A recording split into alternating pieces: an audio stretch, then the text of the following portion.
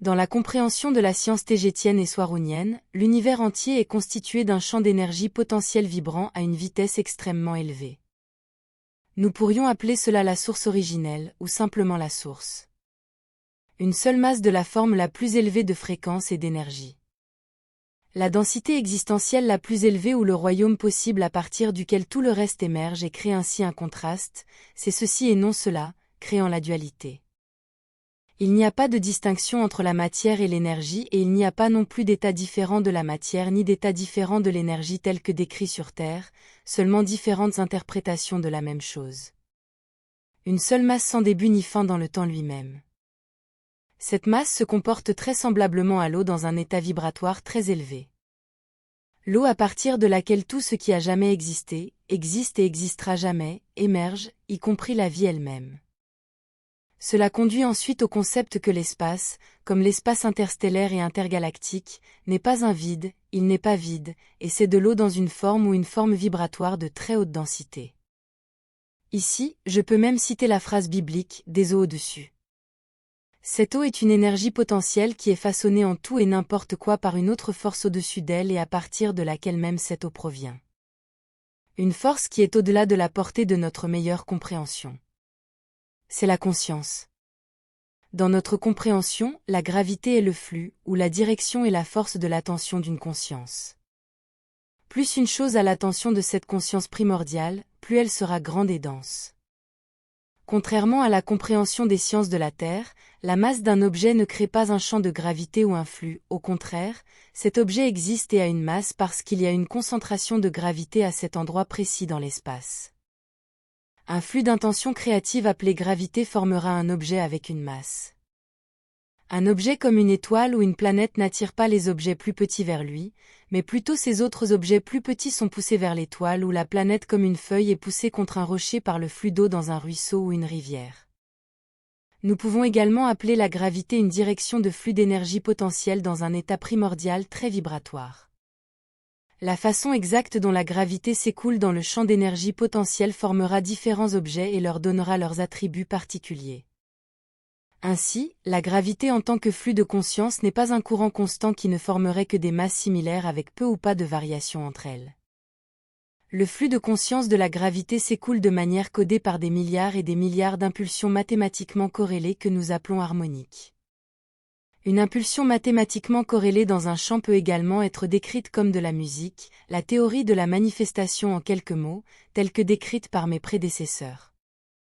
Ce flux de gravité mathématiquement précisément codé émanant de la conscience est un harmonique, et lorsqu'il est appliqué au champ d'énergie potentielle, il forme également une fréquence dans ce champ. Ensuite, on parle d'harmonique d'une fréquence. Cela est mieux décrit avec les vagues dans un étang. Lorsque vous jetez une pierre au centre d'un étang, les ondes de choc se dispersent sous forme de cercles vers les bords, rebondissent sur eux et reviennent au centre d'où est venue la perturbation de l'énergie. Lorsque les vagues qui reviennent au centre rencontrent les vagues qui viennent de ce centre, elles forment un motif d'interférence. Si l'émetteur de la perturbation dans l'eau a un taux de stimulation d'impulsion spécifique et très précis, le creux et le sommet des vagues, à la fois sortantes et entrantes, synchronisés pour former et ne jamais s'effondrer en crête, cela s'appelle une onde stationnaire. Et le stimulus d'impulsion précis est appelé harmonique d'une fréquence. Dans le cas des harmoniques d'une fréquence qui gouvernent les caractéristiques d'une conscience flux de gravité, une onde stationnaire se forme dans le milieu qui est le champ d'énergie potentielle. Dans ce cas, l'eau qui forme l'espace extérieur est sur la crête, et en tant que crête, une particule se forme donnant naissance à quelque chose qui est un objet, quelque chose de spécifique et solide, et plus seulement une énergie potentielle. Les caractéristiques exactes des harmoniques d'une fréquence qui gouverne le flux sont ce qui déterminera tous ses attributs uniques. Cela signifie que chaque particule subatomique qui existe dans l'univers est formée par la conscience dans un flux intentionnel, et chaque petite particule subatomique a ses harmoniques uniques et spécifiques d'une fréquence qui gouverne tous ses attributs.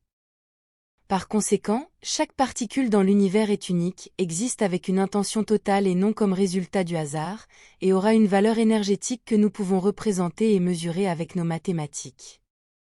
Tout ce que la science de la Terre a décrit comme différentes particules n'est rien d'autre que différentes caractéristiques d'une particule primordiale de base dans le champ d'énergie. Maintenant, Nous pouvons imaginer n'importe quel endroit dans l'existence, un coin de rue ou une forêt par exemple, comme un ensemble de valeurs numériques représentant tout ce qui existe en elle, et la relation et le mouvement dynamique entre tout ce qui s'y trouve.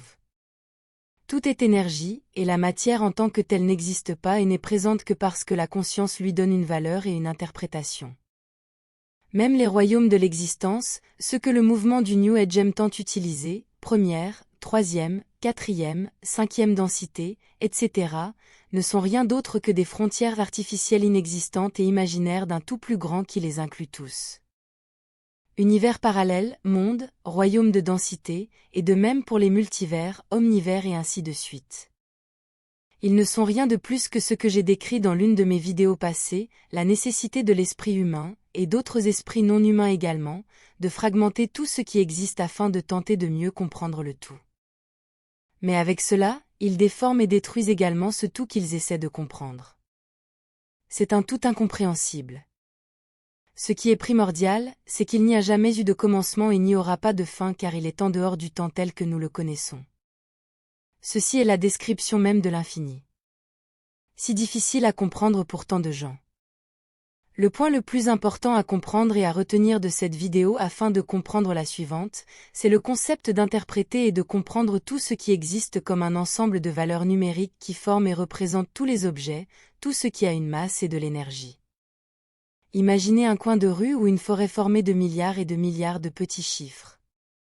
Tous ces chiffres qui forment tout cela sont en corrélation les uns avec les autres avec un mouvement et une précision mathématique entre eux et sont tous créés et contrôlés par la conscience elle-même, de même que la vitesse à laquelle cette interaction entre eux se produit et se manifeste.